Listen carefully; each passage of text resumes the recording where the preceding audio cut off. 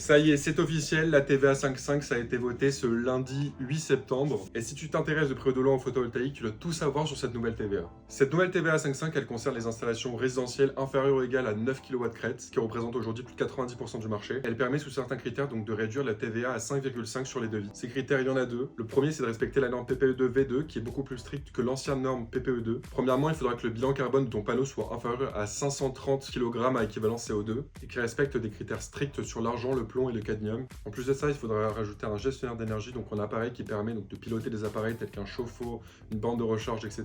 Aujourd'hui, aucun panneau n'est encore disponible sur le marché qui respecte les normes PPE2 V2. Mais Voltec, un des seuls fabricants français de panneaux solaires, devrait sous peu ouvrir une chaîne de production 100% européenne qui devrait respecter donc ces normes PPE2 V2. Mais à long terme, cela pourrait être pertinent car cela va développer le secteur français. Mais à moyen long terme, avec l'ouverture en France de 3 gigafactories de production de panneaux solaires, cela devrait donc diminuer les coûts et augmenter le nombre de panneaux français disponibles. En bref, cette TVA ne va pas bouleverser le secteur, mais c'est toujours un pas en avant plutôt qu'en arrière vers la transition écologique. On reste régulièrement l'actualité et des tutoriels sur le photovoltaïque, donc n'hésite pas à t'abonner et à nous laisser un like.